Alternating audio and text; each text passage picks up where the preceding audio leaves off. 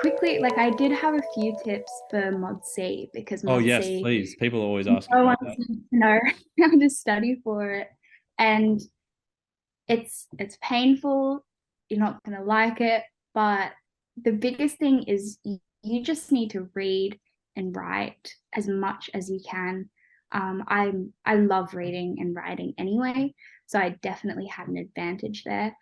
But consuming just as many different types of literature as you can, um, and even practicing breaking those what you read down really quickly into themes, um, and key messages really helps. You need to be able to read kind of any little text they give you, whether it might be, to base your creative off of or whatever it's for.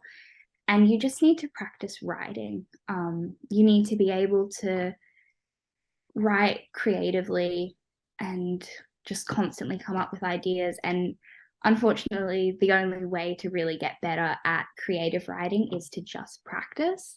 Um, Although I did have, my teacher did give me a good little tip, my extension one English teacher, because in extension one, there is sort of a version of Mod C a little bit in the paper. You've got the unseen part of the exam there.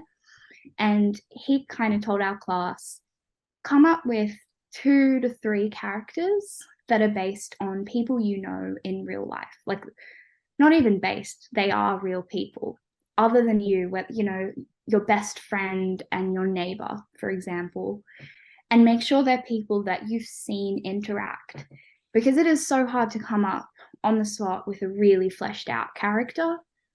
Settings are a little bit easier, especially because whatever prompt they give you often has a bit of an indication of what setting they want, Mm. and what sort of story. But characters are really quite, I think, what a lot of people struggle to come up with. Um, and so if you choose, yeah, I think I did my best friend and my neighbor, and I've seen them interact before.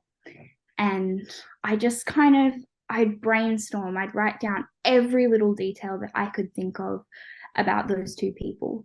And then I would practice adding them in to any little story I could. And I'd try and base it on situations that I'd seen them in before. And you're just changing the setting and maybe just slightly changing what they're talking about. Because that way you're saving time. You've got your characters, they are well thought out.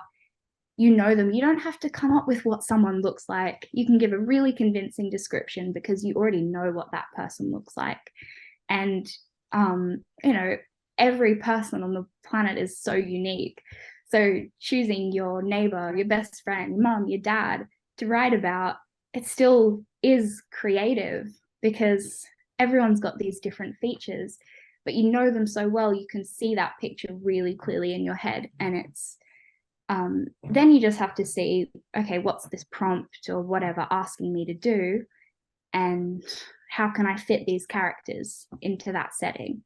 And that just saves you a bit of thinking time. That's one less thing you have to think about. And yeah, I found that really helped to have enough time to write a fully fledged story because I already had the characters fledged out. I knew them like the back of my hand. Um, and although it all turned out to be for nothing because my year had a 20-mark creative for Mod C, I did still prepare for in case I needed a reflection. Hmm. Um, when they're that 10-10 split kind of questions. Um, and I think I found the best way to do that was taking 2 kind of Mod C texts that we looked at in class and just choosing a few really key parts of those. I think I chose 2 poems Hmm. and the lines that really stuck with me the most. And it was only like 2 lines from each text. And I just made sure I memorized them so that when I wrote a reflection, and I did practice writing a reflection in case it was needed, which it wasn't. Wish I'd known that now.